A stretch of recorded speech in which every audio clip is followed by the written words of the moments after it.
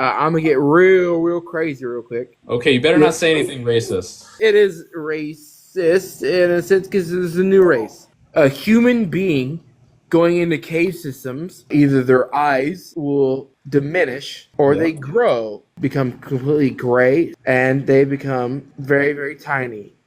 What does that Are you make talking sense? about aliens, man? What? Yeah, absolutely. All right, we have the last guest of the night. Welcome up. Hey, buddy. I'm not really here to debate anything, but No worries. No worries. You can just come up and talk and ask questions. There's nothing. yeah, You don't yeah. have to disagree with me If about. you study dinosaurs, that's really dope. Uh, I'm a conspiracy theorist kind of person. Sure, you've had this before in your life. What are the meeting points of dinosaurs and dragons? Can you speak a little bit on that topic of dragons and dinosaurs? Well, yeah. So dinosaur is what we call a taxonomic term, which means it denotes a group of animals that evolved from a common ancestor. The thing about dragons is it's such a broad and non-specific term that it's not really useful scientifically. Like a person, if you showed a person, like a European peasant, a crocodile, and they didn't know what a crocodile was, I'm sure that they would call that animal a dragon. But you or I would not call it a dragon, I'm sure, because it's kind of a subjective term. It refers to really anything that falls outside of what we would consider biological norms. And because of that, it's not useful scientifically. And, the more we classify things naturalistically, the more we realize that these dragon descriptions don't make sense naturalistically. They're animals that don't have traits that could reasonably appear in a living creature. In terms of the way that we find dinosaur bones, because we find a lot of articulated skeletons and um, stuff like that, we're pretty confident in the way that we reconstruct them. And it's also substantially unlikely that interpretations of dragons and myth are based on paleobiota of the area rather than living animals that coexisted with those people, because basically every dragon that comes from a given culture takes inspiration not from extinct animals that we found there, but from living animals that can still be documented today. That's a fair basis. I know that the Chinese dragon, so a lot of people bring up the Chinese zodiac of why all of the other animals are actual animals, and there's a dragon within that animal. But I think that has to do with possibly like shooting stars. There is a thing though. If I may butt in, I'm sorry to interrupt. Yeah, go ahead. Alligators, really large alligators, used to be really widespread throughout China in the ancient world, and now they're almost entirely extinct in most of Asia. So I think another possible explanation for that is reports of rare and vanishing alligators that could have gotten described as dragons, and that's another potential explanation for that. So, what about the flying aspect of the dinosaur? So, dinosaur is relatively a new term. I think the Yeah, it was 1800s established along. is It was 1800s. I think Yeah, it was is when established it along with a lot of other taxonomic terms in the 1800s, because that's when like we like a culture, and by culture I mean like broad human culture, we're getting really into classifying different groups of animals. So you can say that about most really broad descriptive terms for groups of animals. Like we didn't have Latin names for a bunch of animals until around that time. Does that mean that specimens of those animals didn't exist in laboratories? Absolutely not. It just means that that's when the name was coined. We've had fossils that were excavated before the 1800s. For example, the Dinda people of New Mexico have been talking about fossils for ages. We have stories of big lizard tracks, and there's stories of like the twin heroes, and there's all these legends about people who basically fought off these monsters and hit them so hard that their bones turned to rock. That was, our explanation for what a fossil was. So fossils have been found for ages. There's not like kind of this global conspiracy, I think, to put fossils into the ground in the 1800s, because that's just kind of preposterous considering that we have fossils from before that.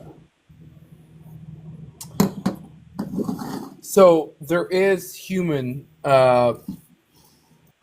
recollection of these giant lizards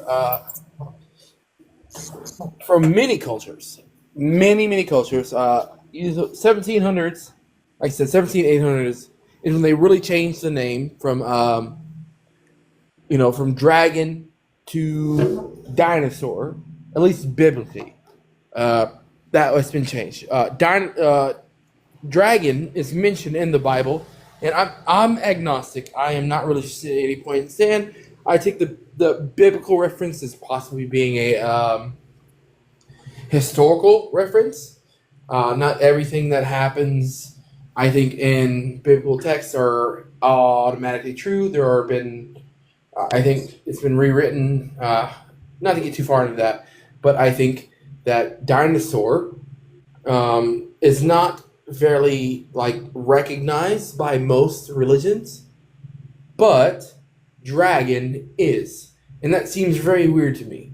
The T Rex seems very weird.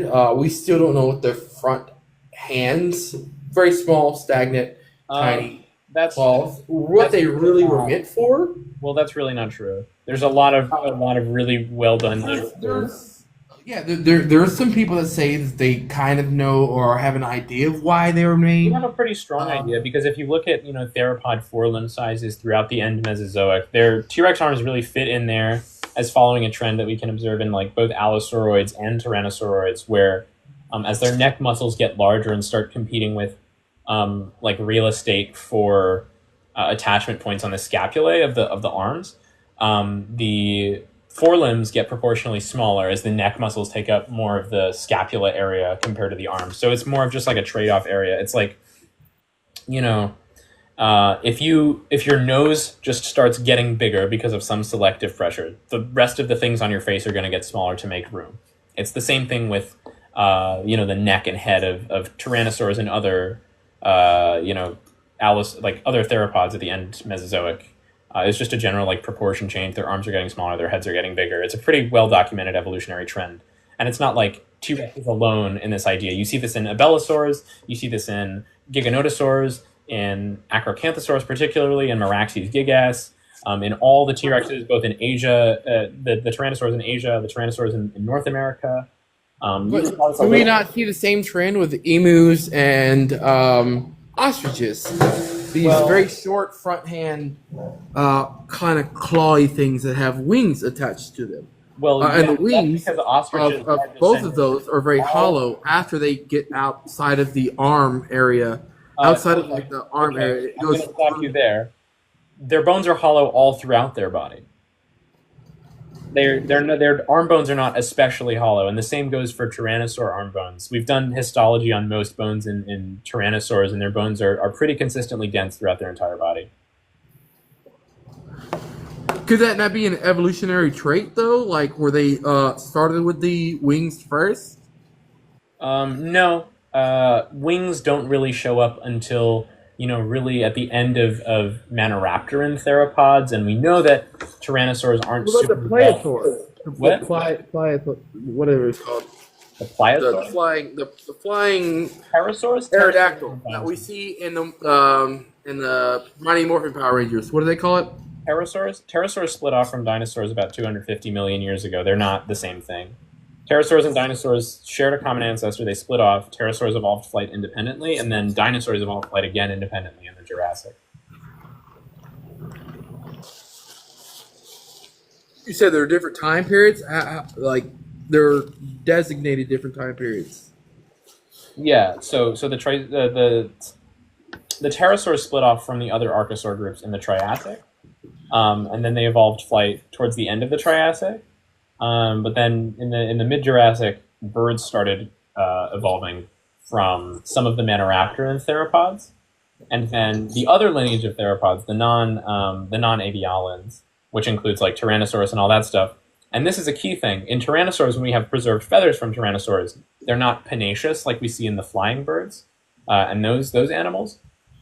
They're stringy and like largely monofilamentary. So, for example, we have Cretaceous Tyrannosaurid fossils that have Tyrannosaurus has wings, had feathers. I'm sorry. That's yeah, new we information to have me. fossils from tyrannosauroids that indicate feather covering, but they're not like bird feathers. They're not the kind of feathers that you see in flightless birds, even, because flightless bird feathers are co-opted bird panaceous feathers. It's very clear that they were once flying animals that lost the ability to fly. These feathers were never used for flight. They're monofilamentary. They're used for insulation. So, for example, if you look at Eutyrannus and the other protoceratosaurs that have feathers, they're stringy and they have no aftershaft. They have no barbs or barbules, even highly reduced barbs and barbules. And additionally, on the arms of T. rex, we find no quill knobs, which are the points where panaceous feathers attach to the bone, which means that these feathers were not going deep enough or having a strong enough connection to have ever been used for flight. What if it was more like a bat ideal, like the skin stretching thing? You would not see the same things with like a batty type. We do. So, for example, in slab-style pterosaur fossils, you can image them under spectroscopy and look at the points where the wing membrane attaches from the ends of the fingers to the body. You can look at this in, I believe, there's a specimen of Pterodactylus, UV light. There's a really interesting study that was done on Pterodactylus that shows the wing attachment points.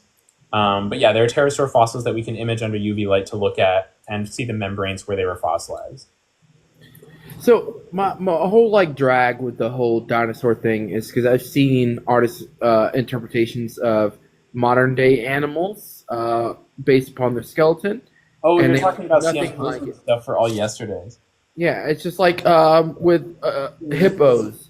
If So you okay. do a hippo skeleton, and then you would not come up with what I we will not. consider. I will not have Mr. Kozeman besmirched on my stream. He's a good guy and a good acquaintance of mine. When he was doing those, Right. just keep in mind this was in 2016. Yeah. He wasn't earnestly trying to reconstruct living animals.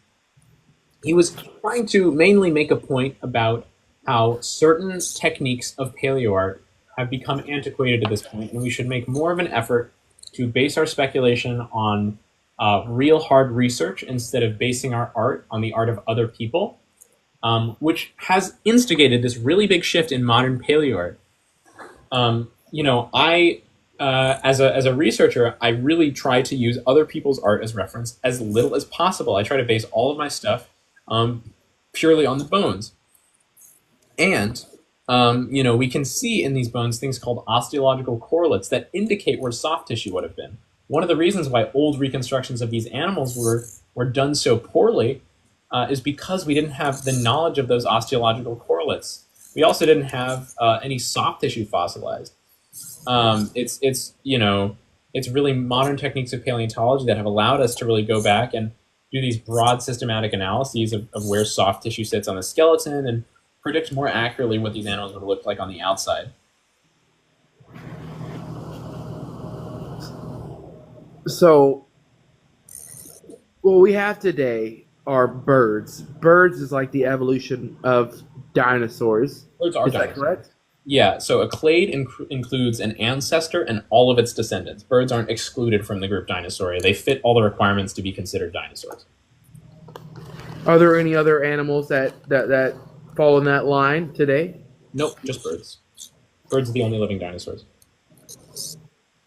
So these big crocodiles, no. So they're non-dinosaurian archosaurs. They're what we call crurotarsans. They don't have a perforate acetabulum in the hip. Their legs can't sit straight under them like birds can. A lot of words.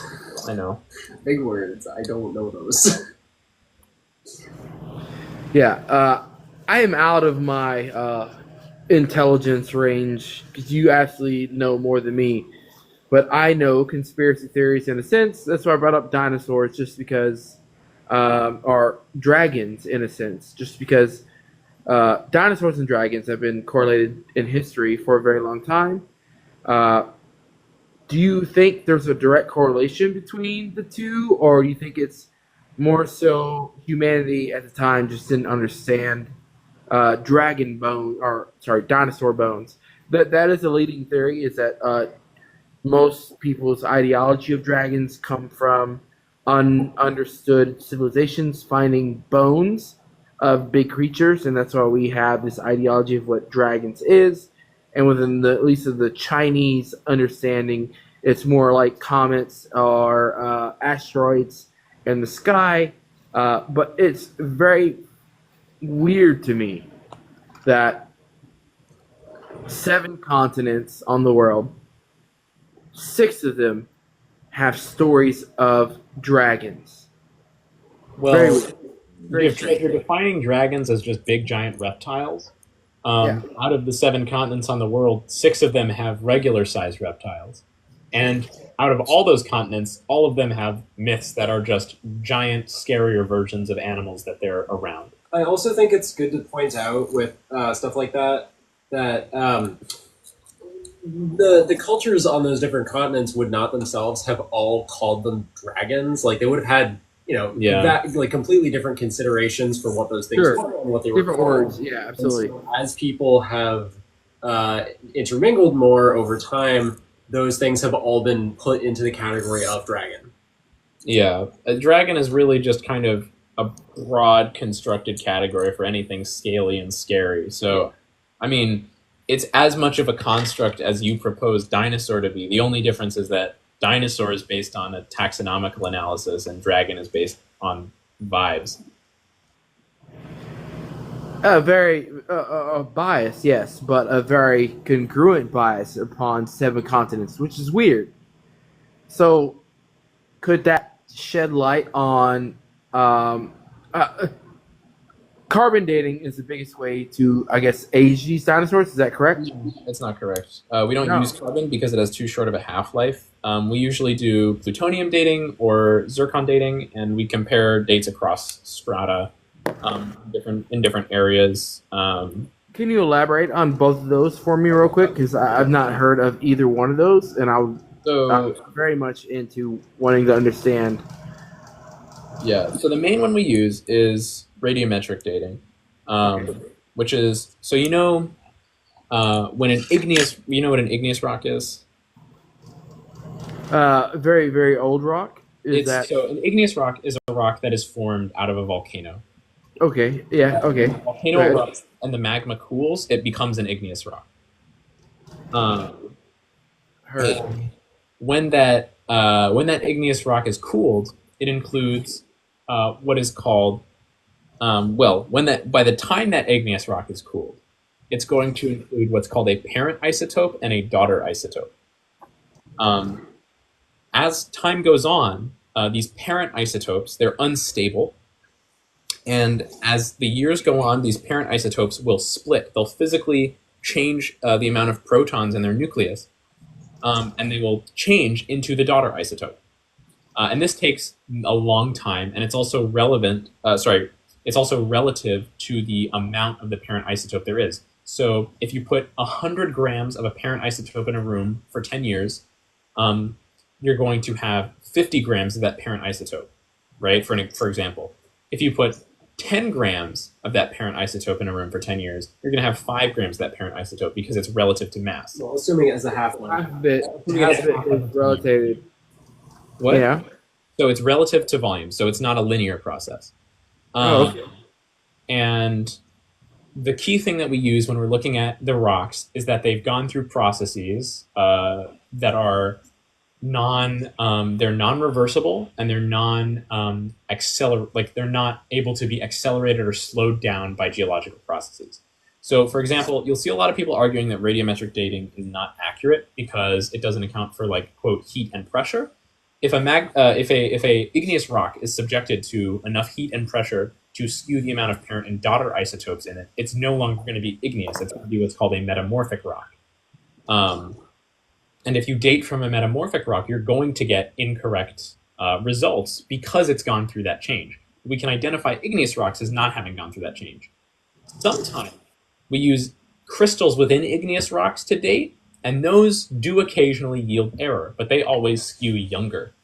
Because when the crystals in igneous rocks are exposed to magma again, they repair some of the cracks in them that we use to date them. This is another method of dating where we look at a crystal that is formed within an igneous rock, and as the isotopes within decay, the crystal starts to crack.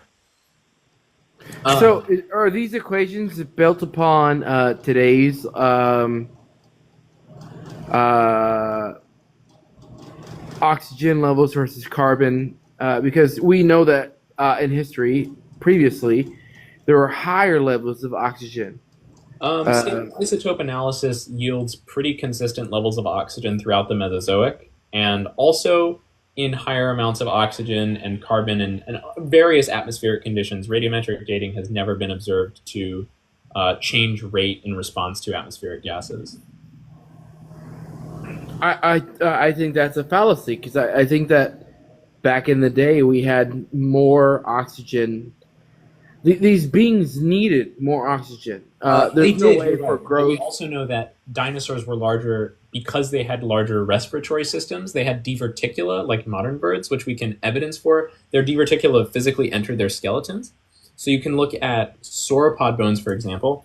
I have my notes. Let me pull out my notes on sauropod diverticula. I just read a paper on this the other day. Oxygen levels are definitely higher to create such bigger beasts. There's just no. We've looked at stable isotopes from Mesozoic rock, and they were almost identical to what they were today. They were nowhere near the levels of the Carboniferous, which is when there was this big oxygen spike. But oxygen levels in the Mesozoic were consistent with stuff today. You can look at all the stable isotope analyses. There's no scientific backing for high oxygen in the Mesozoic. Dinosaur respiratory systems are just that much more efficient. They have, unlike mammals, which can't get as big, they have a cervical air sac in their neck that takes in additional air as they breathe in. They have an abdominal air sac near their hips, which takes in more additional air, and they can breathe just more efficiently and more frequently, just like modern birds. This is why birds can afford to have a higher metabolism and they can be so light. Dinosaurs were also much lighter. They had hollow bones. In terms of the actual mass a dinosaur of a given size would occupy, it would have to be, twice as large in terms of volume as a given mammal to weigh the same, right? Because so much of their skeleton was optimized for lightness. It just isn't okay.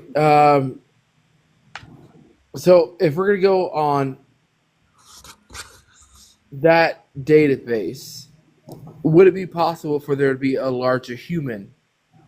Uh, We have seen. So you're saying within the same oxygen levels, same carbon emissions that we have today, we have these giant creatures roaming the earth that were far bigger than even humans are.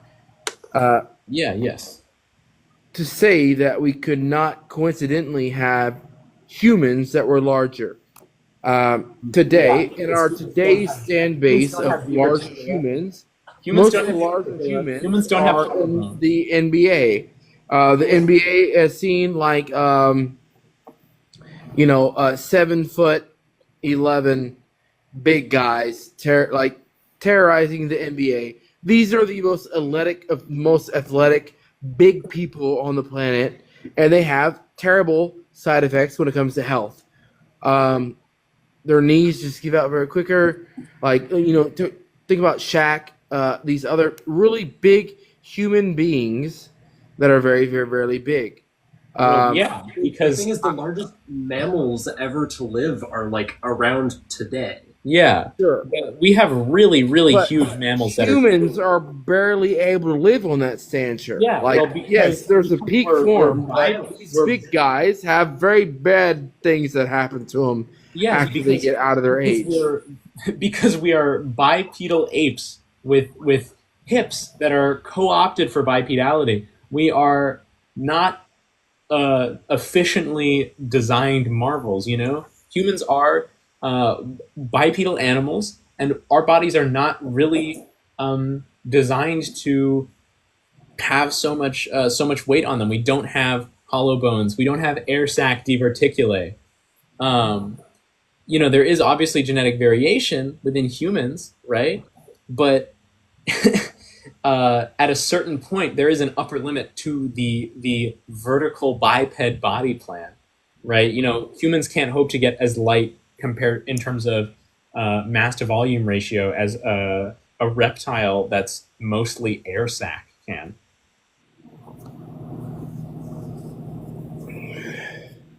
Like the mammals, the Yeah. largest mammals that are around today that are bigger than some of the dinosaurs that you think are so impossible have existed within the last few thousand years. We had ground sloths and The ground paleolithic, sloth, yeah, ground sloth was very ginormous, very ginormous. and they all coexisted with humans in modern oxygen levels. The oxygen levels of the atmosphere have not changed that significantly, and we can really. Okay, hold on. I'm gonna ban this guy. He's talking about racist stuff in my You said chat. they have not changed very much. So okay, so Yeah, oxygen levels. have what not is changed that much with in last the 2000. whole like new step of, you know, trying to fix the world from what we've done damage to? The oxygen levels are so Oxygen different. levels are not going down. We're concerned about carbon dioxide levels because that promotes ocean acidification, and it, really that starts to get into the way that the world regulates its own temperature. If there's more carbon dioxide dissolved in the ocean, then it promotes the development of carbonic acid, which lowers the specific heat capacity of the ocean, which causes the atmosphere to warm, which causes more carbonic acid to be deposited into the ocean. Does that change life on land? That I feel like that would change life on land quite a bit. It certainly would. I mean, if you had a massive drop in oxygen levels, it would make things smaller, but we don't have evidence of a spike in oxygen levels during the Mesozoic or even within the last 200 million years. And also these issues of large increases in carbon dioxide and things like that are something that's only really become a thing in the last few hundred years with human industrialization. Very true. So that wouldn't really be affecting that very much. Yeah. I would beg to differ that this ideology. I'm gonna get real crazy real quick. Okay, you better not say anything racist. That's my bar. Not racist. I just want to say because I don't want to get Well, banned. in a sense, it is racist in a sense because there's a new race. There's a new race. Okay. A new Hold race of. Wait, just don't say the N word, man. Is that acceptable? No. Okay. Biological phenomenon based upon human evolution within cave systems. So, what we see in cave system evolutionary states is most of the time they lose the colorization of their palette of what they actually the color of their skin, I guess. There's not an evolutionary incentive or a selective pressure to develop melanin because it's useless energy that's being spent to develop it. Yeah. Correct. Within cave systems, you also see either their eyes will diminish because it's not useful anymore, or they grow scientifically giantly Yes. within cave systems. Yeah, that is true. Evolutionary states that most animals shrink in size. They become smaller. So we've experienced spiders of evolutionary state that have become completely gray, see-through, almost not needing to be seen at all, like translucent, with absolutely zero eyes, and they become very tiny, based upon their predecessors, their evolutionary state. Cave systems, very small, gray, big eyes. What does that Are you make talking sense? about aliens, man? What? Yeah, absolutely. The grays, the biggest evolutionary state of humanity. I'm trying to make understanding of why they're coming out of the ocean, all these things. I'm a big conspiracy theorist. Okay. Within evolutionary standards, a human being going into cave systems for hundreds, maybe 200s of years, Those To changes me, that you're describing would take evolutionary, millions of years of selection to occur. And yeah, also, evolutionarily will become the grays. The grays, very short, tiny, smaller, able to understand the less likelihood of having oxygen, higher levels of CO2. Color of their skin has been limited because they don't experience the sun and all those things. They become gray. Their they wouldn't be gray. They would be eyes either is like transparent. cave systems. Evolutionarily, like they need bigger eyes to live in the cave systems. I think the Greys are a perfect evolution of humanary evolution with something that happened.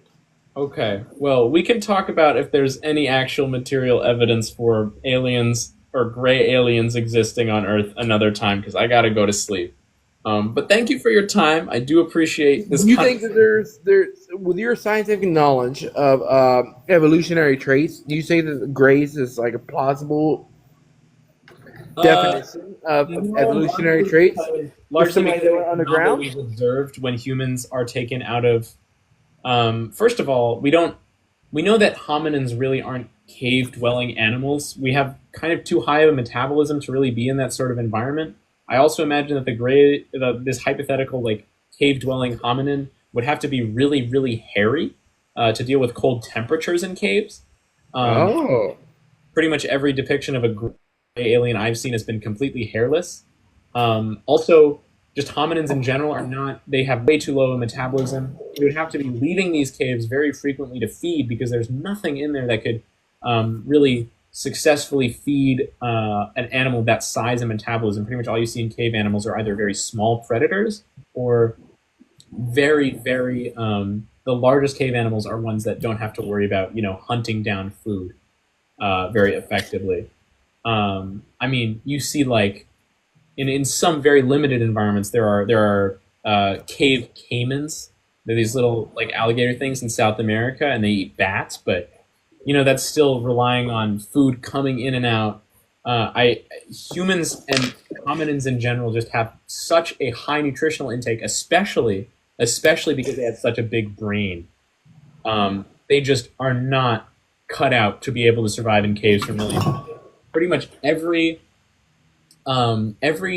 point of that every evolutionary trait that hominins have acquired up until this point has run against us, living primarily in caves as a member of this like group, right? So like for your grays to exist, they would have to be hairy rather than hairless. A lot of the depictions of the gray aliens I've seen have had very like flat faces. They're not pronathous, which is the opposite of what you see in basically any cave-dwelling animal. They would have to have very long faces to reach into crevices to get food.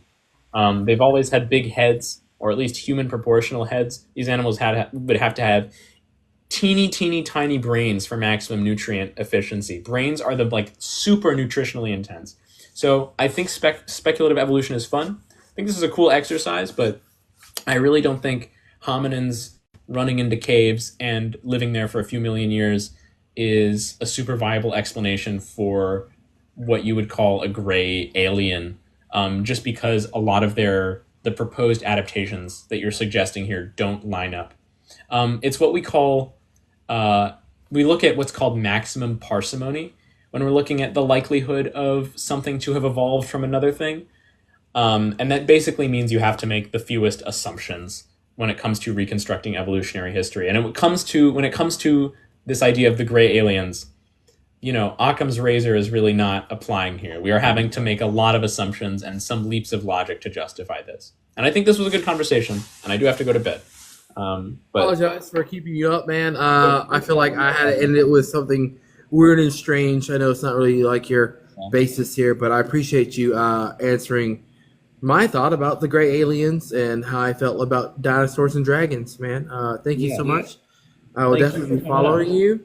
I think that we had a very dope conversation. Hopefully I'll see you up here again for some weird conversations again.